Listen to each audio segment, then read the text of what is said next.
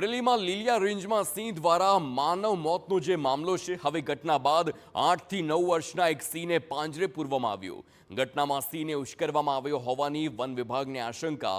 સિંહો મેટિંગ પીરિયડમાં હતા અને તે સમયે ઉશ્કેરણી કરાઈ હોવાનું અનુમાન છે. સિંહ હુમલાથી માનવ મોત અંગે ડીસીએફ ચિરાગ અમીને આપ્યું છે નિવેદન. કયા કારણસર ઘટના બની તે અંગે ઊંડી તપાસ કરવામાં આવશે. વન અધિનિયમ મુજબ કડક કાર્યવાહી હાથ ધરવામાં આવશે.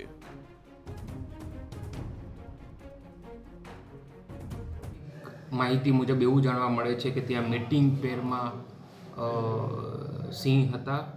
તે દરમિયાન કદાચ કોઈ ઉશ્કેરણી કે પજવણી થઈ કે કયા કારણોસર સિંહ દ્વારા આ હુમલો કરવામાં આવ્યો તેની ઊંડી તપાસ કરવામાં આવશે. એ કેવી પરિસ્થિતિઓ સર્જાઈ જ્યારે આ પ્રકારની ઘટના બની. અત્યારે હાલની પરિસ્થિતિ હું તમને જણાવું તો અત્યારે હાલ અમે એક વન્ય પ્રાણી સિંહ નર જેની ઉંમર 9 થી 12 વર્ષ છે એને રેસ્ક્યુ કરી લેવામાં આવેલ છે અને આગળની તપાસ ચાલુ છે.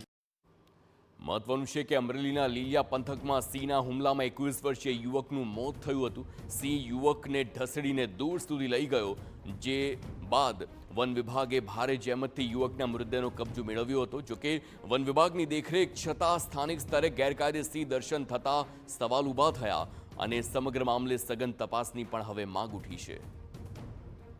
જ્યારે આ હુમલા વધી રહ્યા છે ત્યારે એની માટેના વ્યવસ્થાપન કરવાની તાતી જરૂર છે અને એવું વ્યવસ્થાપન ઊભું કરવામાં આવે કે કોઈ નિર્દોષ વ્યક્તિનો જીવ ન જાય અને સિંહોને પણ આજીવન કેદ ન થાય. તો આ રીતના વ્યવસ્થાપન કરવાની જરૂર છે. તો આ કેસમાં હવે મૃતક સાથે રહેલા અન્ય 2 યુવકોની પણ પૂછપરછ ચાલી રહી છે. સાથે જ તેમના મોબાઈલ ડેટાને ફોરેન્સિક તપાસ માટે મોકલવાની પણ કાર્યવાહી હાથ ધરાઈ છે.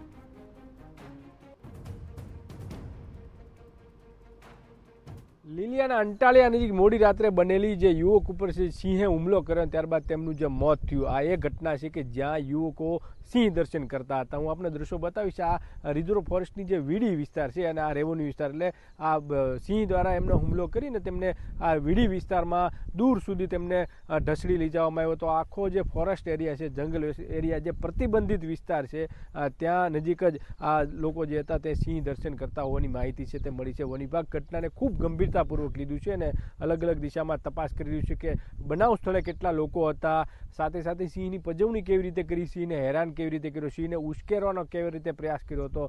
આ પ્રકારની અલગ અલગ દિશામાં તપાસ હાથ ધરવામાં આવી છે. કેમ કે જે રીતે ઘટનાની લઈને ઘેરા પ્રત્યાઘાતો પડ્યા છે ને માનવ મૃત્યુ સતત વધી રહ્યા છે, ત્યારે મોટાભાગે અલગ અલગ ઘટનાઓ બની છે. પરંતુ આ ઘટનામાં મેટિનમાં સિંહો હતા તે દરમિયાન જ આ ઘટના બની છે ને એટલે સિનિયર અધિકારીઓએ સૂચના આપી છે કે કાયદેસરની કાર્યવાહી કરવી જોઈએ. જે લોકોની સંડોવણી હોય તેમની સામે કાર્યવાહી થવી જોઈએ. બીજી તરફ જે લોકો હતા, જે ખાસ કરી 2 લોકો જે શંકાસ્પદ તેમની ભૂમિકા હતી, તેમાં બંનેના મોબાઈલમાંથી પણ તેમનો જે ડેટા છે તે ફોર્મેટ મારી દેવામાં આવ્યો છે. એટલે એ દિશામાં પણ વન વિભાગ છે તે તપાસ કરી રહ્યું છે. અલગ અલગ દિશામાં તપાસ કરી રહ્યું છે. સાથે સાથે જે મૃતક છે ખાસ કરી તેમનો મોબાઈલની પણ તપાસ છે તે વન વિભાગ કરશે. એટલે વન વિભાગ ખૂબ ઊંડાણપૂર્વક તપાસ કરીને એક દાખલો